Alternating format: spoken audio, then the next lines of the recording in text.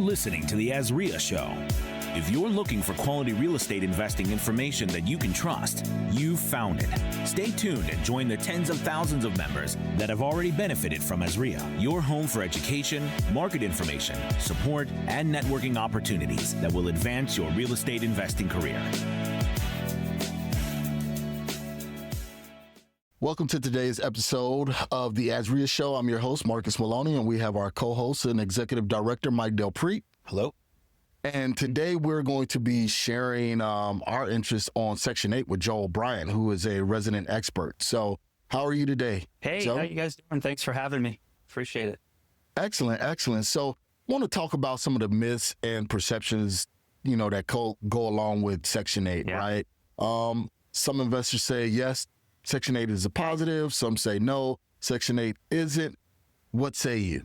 Okay, well, first of all, I'm Joe O'Brien. I've been a landlord here in Phoenix for over 20 years. I operate over 25 doors by myself. I self-manage, and the majority of them, yes, are Section 8. So I am a big HCV voucher fan. I enjoy the clientele, and one of the main reasons I really, really like it is because of the guaranteed rent factor. But there are some stigmas with it. There are stigmas of, hey, they're going to trash your house, or hey, you're not going to be able to get a full security deposit back, or hey, the clientele is not so good. And there's a little bit of truth in all of it, but then there's also a lot of myths. Okay. So hopefully today we can, demystify that and, kind of, peel that onion back and see whether or not for your viewers that if this is a good rental strategy for them. Okay. Cool. So what is Section 8? So Section 8 is the HCV voucher program, and it's funded by the Department of HUD, which is obviously a federal government program, and the money then flows down into the different cities. And it is for lower income tenants who would utterly be homeless without this program. So it gives them an opportunity to get into housing and units that are safe, so then we don't have kids and moms living in cars. Okay. How difficult or easy is it for a landlord to convert or get approved to provide Section 8 housing?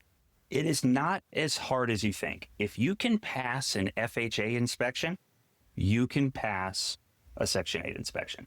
It is pretty much streamlined. If you follow the FHA guidelines on smoke detectors and carbon monoxide, self-closing doors from the garage to the living room.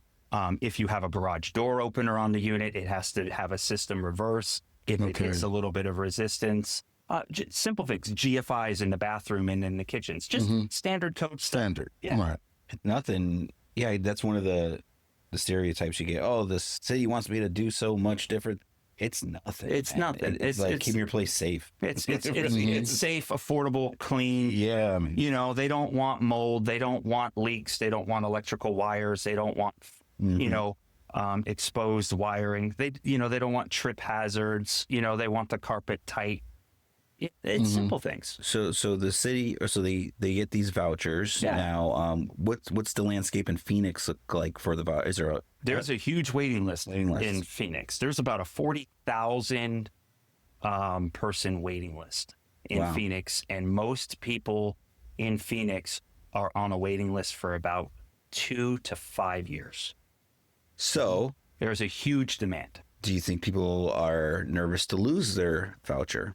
Absolutely. People are very, very nervous to lose their vouchers. So do you think they're going to be bad tenants? I do believe that there are some bad tenants, but most tenants are pretty good. It also comes down to the landlord or the property manager. It's all about your system. If your systems are, you can control that variable. Yeah. And I was just going to say, as a landlord, it's always your tenant is your client, right? Yep. So it's customer service. It is. It is.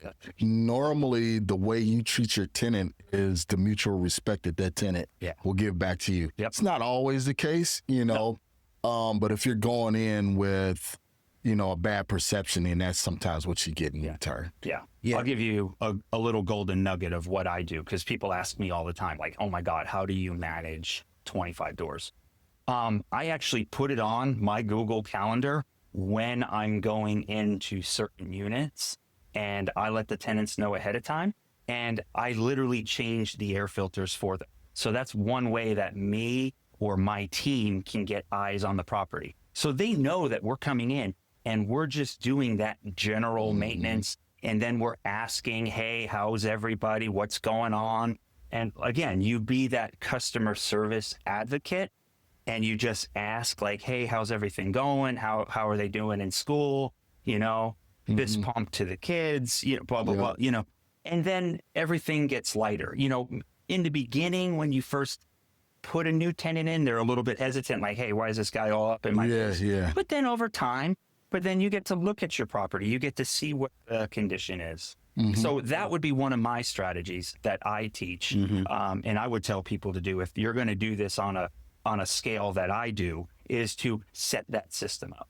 And another thing, to go back one step, though, it's like, you're qualifying these people just like any other tenant. Yes, so it's ultimately your responsibility if they're a fit for you or not from the beginning. Yep. Is there a difference? No, there's no true. That is true. You're allowed to screen the tenant through any avenue that you want. I mean, I know AZREIA here uses Rent Perfect. I use Rent Perfect. It's great, as long as you're okay with a lower credit score, because you're not going to see that 600 credit score. So if you're okay with that and you can divulge through that credit report a little bit, you know, there's a reason they're on Section 8, and it's really, you know, it may be some of their fault, but it's also, there's really no fault of their own. So I don't pass judgment. I'm just looking at. Love it. Yeah, I have a Section 8 tenant. She's been with us for 8 years. Yeah. And that's one of the greatest benefits that you just mentioned. Most of my tenants have been with me for years. I mean, I get a vacancy. You know, we were talking off air that I just filled my last one, but that was my only vacancy in probably 3 years. Wow. And the only reason she moved was because she upgraded from a 2-bedroom voucher to a 3-bedroom voucher, because her mom was moving with her from California, and her mom needed care, and she was going to be the caregiver. So they upgraded her voucher. Nice. That's awesome. Yeah. So how do you, so we talked about property qualification, right? Is there any qualification for the landlord or owner or property manager through the city or the federal government? You have to have, in Phoenix, you have to have the property registered as a residential rental. With the city of Phoenix, they don't really do too much of a pre-screening. They want your LLC and your property management, you know, W-9s and everything, and you have to fill out that paperwork. Other smaller facilities or other cities like Mesa, they want you to get pre-approved, where they'll just kind of maybe pre-screen the property a little bit, and then they'll kind of give you recommendations. Each city does it differently. Phoenix is super big, so they don't have that kind of time. Mesa kind of has a landlord advocate person, and they kind of call and help, and you can help with questions and stuff. It's actually evolved over the last 10 years to more of a bureaucratic red tape to more of a helping hands, like, you know, let's make this all work together. Okay. And that's key, because each city has different stipulations, correct? Okay. Hey, can you go over the difference in rent prices versus traditional rents versus Section 8? Yep. So a lot of these gurus out there that you watch on YouTube, wherever you follow them, they'll say Section 8 pays 20 to 30% more of the rent than the average price. Is that true? Kind of. They use a formula called the FMR, which is the fair market rent. And now they've gotten very good, and they have broken it all the way down by zip code and unit size, so bedroom size. And they'll give a price. However, that includes utilities. So you have to mathematically back that out.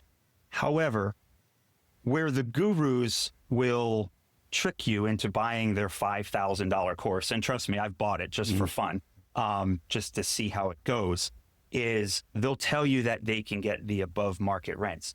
When you do submit the RAFTA packet, which is the Section 8 packet for approval, you do have to put rental comps on there. So if you can't prove that rental comp, they're going to come back and prove it for you. Gotcha. So let's go backwards. So it's kind of like an appraisal. I learned that the hard way. Well, Yeah. one, you can't, and where I got caught on that was I was marketing the property at like $1,000. This was years ago, and then Section 8 was like, he could have got like it was 1,200 or something like that. I was like, so I upped it, and they were like, nah, man, you got to market it at 1,200. Yep. So then that potentially you risk losing traditional tenants because you're out way above market. You're just looking for that. Any thoughts on that? Yeah, I mean, it's a balancing act on what you want to do. I kind of lean towards the guarantee side. So even if Section 8 does pay me a little bit, or I might have to wait an extra month to get the tenant in and deal with the inspection and the paperwork, I'm willing to take a month hit to get a 7-year long play compared to, well, let's just rent it for $1,000 and get a regular tenant in there, but then let's play the guessing game after 12 months. Yeah. You know, so it's a strategy play. It just depends on where you are as an investor, where you are on your cash flow, where you are on your cash reserves. Yep. You know? So there's strategy to it. Do you know the rental prices right now per bedroom? Oh yeah, I have them What dialed are, in. in the Phoenix? Phoenix, I have them dialed in. Yeah. What are they? 3-bedroom house in Phoenix in zip code zone 1, and they're broken down on their housing website. $2,519 for a 3-bedroom. Wow. 3-bedroom unit. That includes the utilities, though. So they're assuming water. That's another point. That's another point people got to understand. But you got to back that out. Yeah, if you want that higher rent, you're paying all utilities. Right. So for my properties where I have like a B-, C+, and if I can prove the comps, my highs right now are coming in at like 2350, 24. Okay. Nice, man. How many zones are there? They have, City of Phoenix has three zones. Okay. 3 zones. And they're paying a little bit more for like Levine and in zone 2 and stuff, you know, where the newer builds are. And those are up to like 28.45. But, you know, there's some bigger houses out there that they're also consuming in there. So Got it. So normally, how long is the screening process for the tenants, right? So I know you said, you know, sometimes you just wait a month to make sure you get the right tenant, you know, and everything like that. Normally, how long is this process? Sometimes they have what I have found in the trenches, and I deal with this every day for myself and for other clients that I help rent units for. The tenant will reach out to you and they want more of a guarantee. So they'll pay for the or a holding deposit sometimes, or they'll do the application, but they haven't put their 30-day notice in yet for their landlord because they don't want to be on the street. They don't want to be homeless. So it's very, very difficult sometimes for them to get their RAFTA packet and searching papers from their case manager. So one of the questions that I always ask as soon as they get on the phone with me is, how big is your voucher? How many units? Is it a 2-bedroom, 3-bedroom, 4-bedroom, 1-bedroom? And then, do you have your searching papers already? If they do, that means they're ready to lease. Gotcha. Sometimes, though, people are looking at 60 days ahead of time because they're trying to set up a place.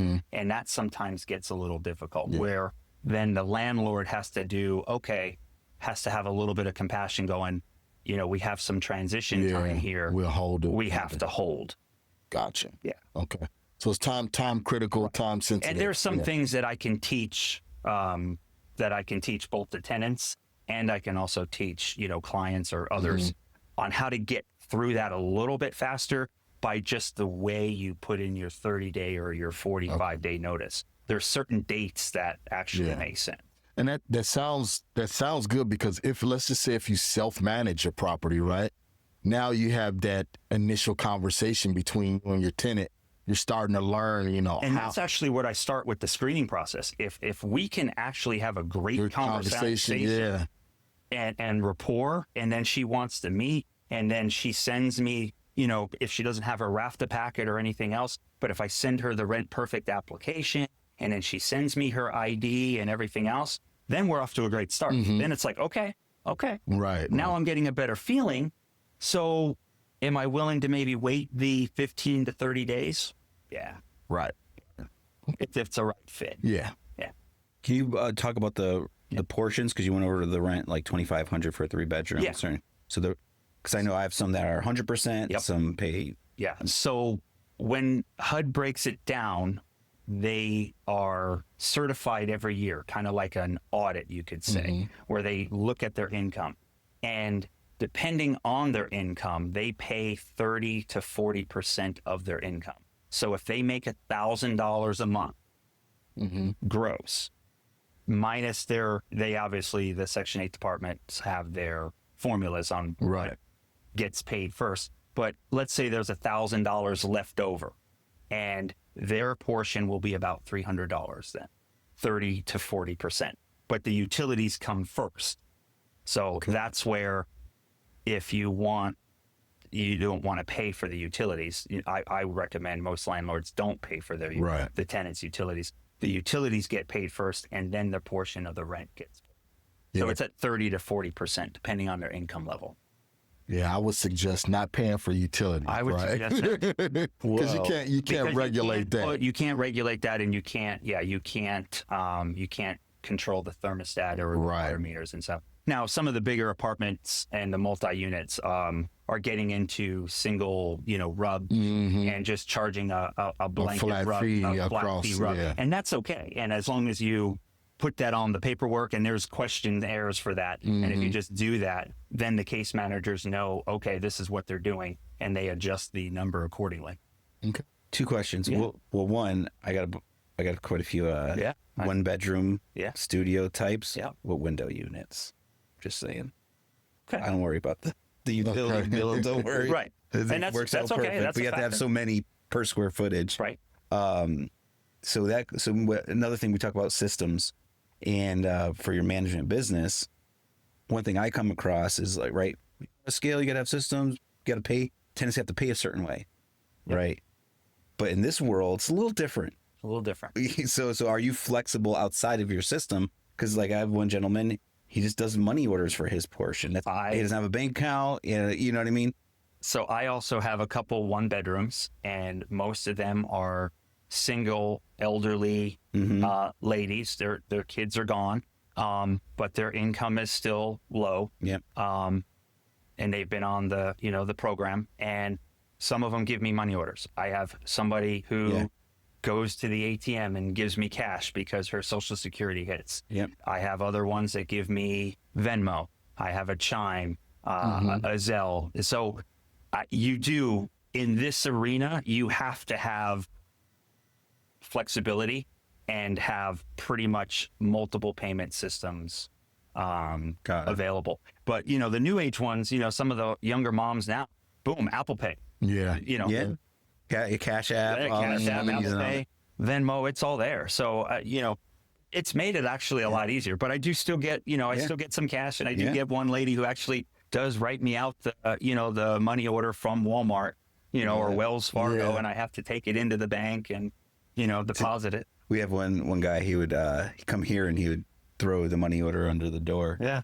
And the neighbor, the business across, said, "Hey man, there's some guy blowing under your door." And I was like, "What the heck?" So when I got in, I saw the money order, but it was all the way down the hallway, like all going into the next training. And I was like, "Yo, what were you doing on the door?" I called him. He's a really cool guy. He's like, making sure. "I was blowing it all the way in there. I didn't want no one to take it." I was like, yeah, I love it. Yeah, great people, man. So what about, so we talk about the tenant payments, right? What about the city portion? How does that get paid? Monthly. Okay. Is it through a check? Is it ACH? Okay. Direct deposit. They don't do checks anymore. I mean, maybe some of the other smaller ones, but everything that I have seen here in Arizona, ACH. Okay. Direct deposit on the first. Were they ever late?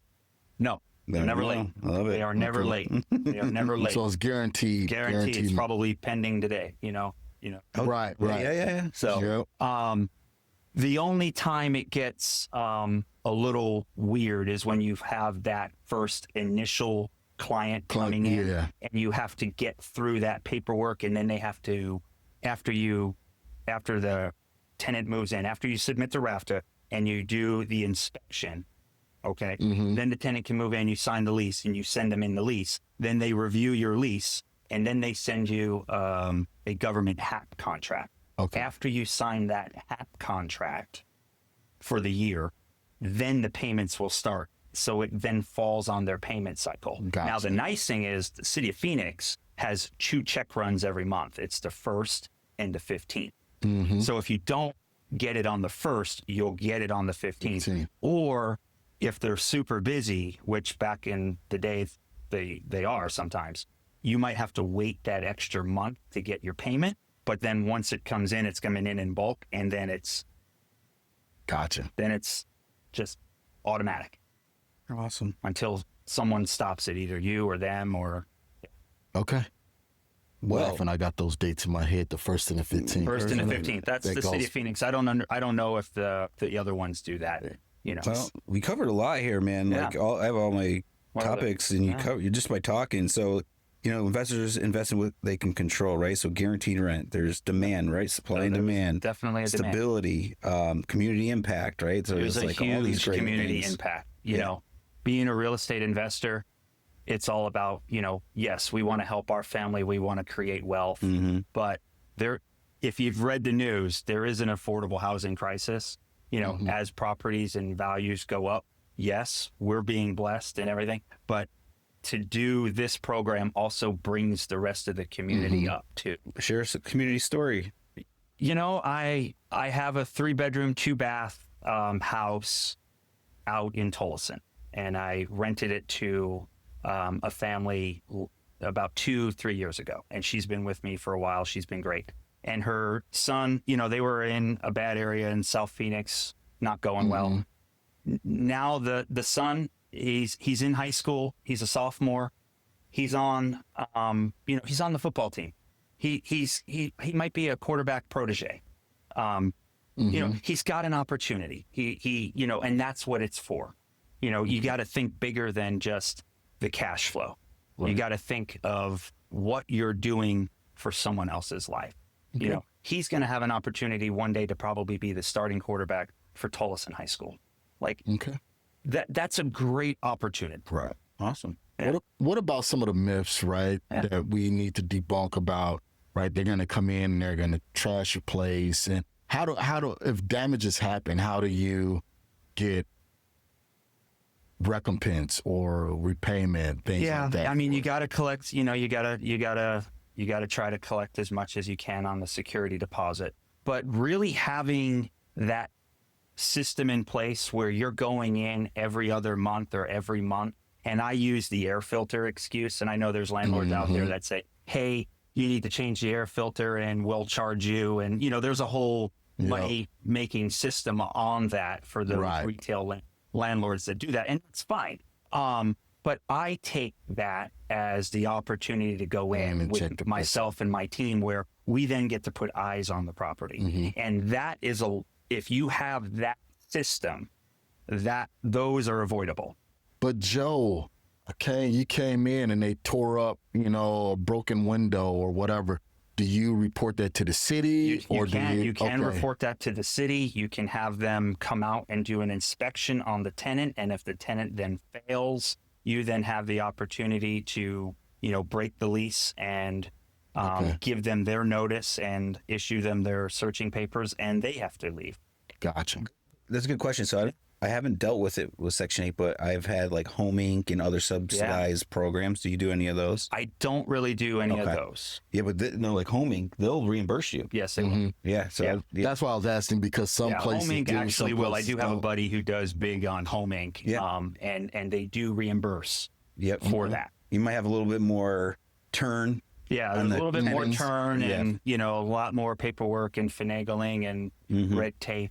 So, yeah. The air filter thing, that's good. That's one of my little tricks. Yeah, that's my little trick. And it's systems. If you're going to be profitable, you have to have a system. Like, our best flippers out there, our best fix and flip guys, they're good. We know who they are. They've been here on the show. they have their systems in place. They have secured their back end with their suppliers, and they're doing their countertops with the same guy. They're doing their cabinets, their flooring. It's, it's bulk. These guys are a machine. You need to turn your rental portfolio into that same system, because as you're going to go vertical, you need to make sure that those steps are secured. So one of the little hacks that I when I was self-managing that I used to do is the air filter thing, and then like if on like an annual inspection or whatever, we'll come out and we'll swap out all of the light fixture covers. What are they? They're $1. Yep. We may have 30 of them. $30. Come in. Hey, we just want to update your light fixture covers, and they, okay, they really take care of the place. And psychologically, it lets them know, hey, we want you to take care of the place. Yeah. And I'm pretty automatic about it. I'd like to use the same ceiling fans, the same light bulbs, and the same light fixtures pretty much in my whole in all of my properties, to where then I can have that in bulk, and then I can actually keep that in an area of the house. So if there are light bulbs that are out, when we are going in and doing those inspections, that light bulb's out. Oh, here you go. It's up here on the top of this, Okay. It's in here. Remember, I kept those in the linen closet, Yeah. Same with smoke detectors and stuff like that. The smoke detectors. Do you notice a difference from tenants coming in from apartments going into a house? Yes, they are extremely more grateful. Yep. And that is one of my niches. Okay. So don't give away all my secrets. But yeah, going into houses, they are so much happier, and they respect the place. They take care of the place, because then they're not on that communal living anymore. They actually have their own front yard. They actually have their own backyard. And okay, so I was also thinking, do you feel that there's some tenants that come from apartments that are more picky because they do have everything taken care of for them? Do you notice that? I do. They do want a system. They do, because they know that, well, who do I call? Because at the apartment complex, they knew the maintenance guy, or they knew the porter or the concierge that was coming around, or they knew who to talk to. And it's all in the beginning. It's all how you set it up in the beginning. Like, hey, this is who you contact. These are the numbers. This is what you do. I wonder, do you think the build to rent communities are doing Section 8? I don't know if they are, but if they probably. Yeah. Interesting. It's random. Yeah, they probably are. That's becoming more and more popular. Yeah. All right. What else we got here? So is there a certain demographic that you notice, a demographic area that you notice, welcomes more Section 8 versus other areas? Or, like the city is saying, okay, well, we want to do more Section 8 here in North Phoenix versus... No, it's pretty diverse with the zip codes and the zones. They pretty much give you every zip code. We'll just break it down to the city of Phoenix. The city of Phoenix, if it's in a city of Phoenix zip code or has their water services such as Tolleson and Levine, they have all of those zip codes broken down, even down into Arcadia and everywhere else. So Section 8 can go anywhere. And the city doesn't really push... No steering. No, they're not steering. Okay. Now, are they, building some affordable housing project? They're building some affordable housing opportunities in, development zones. Right. And they're putting units up in certain areas, but that's where I think they're getting the land and the developers in partnership. And they're trying to, combat, their $40,000, 40,000 person need. Got it. So private-public partnership, go big. All right, man. Well, we got 3 questions for you. We're going to jump into, and no, actually, before we do the 3 questions, talk about the government update. Yeah, let's talk about the government update. So, the current administration came out and said that they wanted to cut HUD by 50% and put time limits on the Section 8 program for a 2-year. And that made the headlines, and that was in the big beautiful bill and everything. But don't be scared about that if you're wanting to jump in. And if you're a Section 8 landlord now, don't hit the panic button quite yet, because that funding doesn't go through an executive order. go through the Senate appropriations. And actually, the House of Representatives have proposed a $67.3 billion budget for HUD in 2026. Their current budget is about 70. So they want to cut it a little bit. Trim. Mm-hmm. The Senate, on the other side, which is controlled by the Republicans, they're proposing a $73.3 billion budget. They actually want to expand it a little bit. And they want to try to bring in more veteran and government housing to help them. So there's a lot of talk, but at the end of the day, I think Congress makes the final decision on that. And you bring up a good point, right? Because it's not, Section 8 is not all just poor people that's not trying and everything like that. Like you said, you got military servicemen, you have disabilities, things like that. Seniors. Yeah, because I remember all falls under that HUD umbrella. One of my best tenants that I had, she was a single mom, and she was just recently diagnosed with like spina bifida. She had worked all of her, adult life pretty much, and then got that diagnosis, and then needed to go on Section 8. So don't fall into the group think that Section 8 is always, poor people that's not trying, that can go and get a job and just not going to do that and trying to ride the coattail of the government. Right. So just wanted to clear up some of those misbeliefs and misperceptions.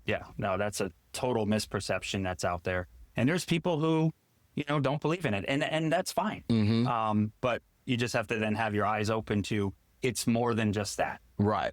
So with like COVID happening, right? Never missed a rent check during COVID. Correct. But you still in your head like, whoa, what's going to happen?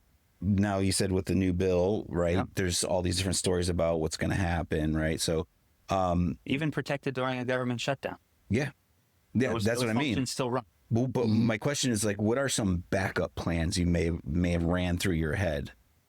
Oh, my backup plan? Like worst case, like, if the bill did this, if COVID did this, like, what were things that run through your head to protect yourself? Yeah, I would just continue to market because they were talking about an on and off cycle. So I would try to catch the on cycles and really know where my off cycles are for my tenants and just try to, play that way, or, just do a different strategy where I would do maybe more of a lease option or something like that, Okay. Yeah, it's very important to have the right information. So thanks for that update. Cool, man. We got 3 questions for you. Sure. Yep. Are you ready to answer? Marcus, how will you do number 1? I'll do number 2. And you do number 3.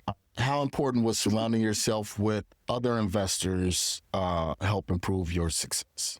That is probably the best thing that you can do, either as a new investor or a seasoned investor. If you surround yourself with the people who are doing it with you, or if you want to learn how to do this and the success rate goes up tremendously, because just by the stories that you'll hear or the little tidbits will save you thousands of dollars, and it'll save you hours of time. There you go. Biggest setback and biggest accomplishment. Biggest set. Probably one of the deals that I didn't buy because the numbers really weren't there at the time, and I hesitated and I let fear get in me, and I let that opportunity go by. And you look at it and you saw someone else take it and you follow it. Those one nights and that you can't sleep and you go check MLS and you go check it and you're like, oh no, that's probably I was right. I was right. I knew it. My gut told me. Biggest accomplishment, probably being able to come on podcasts and being able to do speaking events and giving back, not just to the community in which I do, but able to do other things and help new investors also grow. And, so just that. Awesome. I would think that, yeah. All right. What would you say to someone who's hesitant about getting into real estate right now in its current climate? Do not fear that at all. Where you want to be and where you are, the only thing that lies in between there is that fear. And if you work that way and push forward, in the beginning, you're going to get a little resistance from that fear. But eventually, if you close that gap, that fear has to go away. So if you want to get to a certain spot, I tell this to everybody who I talk to, if you want to get to that certain spot, you have to mindset that you're already there and create that energy there. But you also, where you are, you also have to move forward every day. And if you can conquer and compress fear both ways, it will dissipate and go away. There you go. And I'm living proof of it. I started back here in 2001. I bought my first rental property. You know, I joined AZREIA back in 2002, and I have grown ever since. Tremendously. Awesome. And I've been with the right people, with you guys, Stuart, all my friends here at AZREIA. Absolutely. Well, It's a great place to be. Thank you, man. Okay. And yeah, Joe's one of our resident experts here at AZREIA, and someone wants to learn about Section 8 or give you a call, what do they do? Yeah, they could just book an appointment with me on the calendar on the webpage, or they can just reach out to me through my social, my medias or my phone number, email. We'll get in contact. We'll set up a Google Meet or a Zoom. No problem. Cool, man. Okay. Mark, Yeah, we do that 30-minute momentum sessions, whatever they need. Cool. Well, thank you, Joe, for being here. Guys, if you have any questions about Section 8 landlording, property management, feel free to reach out to Joe. Thank you. Thank you. Thanks for having me, guys. Thanks for listening to the AZREIA Show with your hosts, Marcus Maloney and Mike Del Prete. We hope you enjoyed this episode. If you found this information valuable, head over to AZREIA.org and learn more about our community.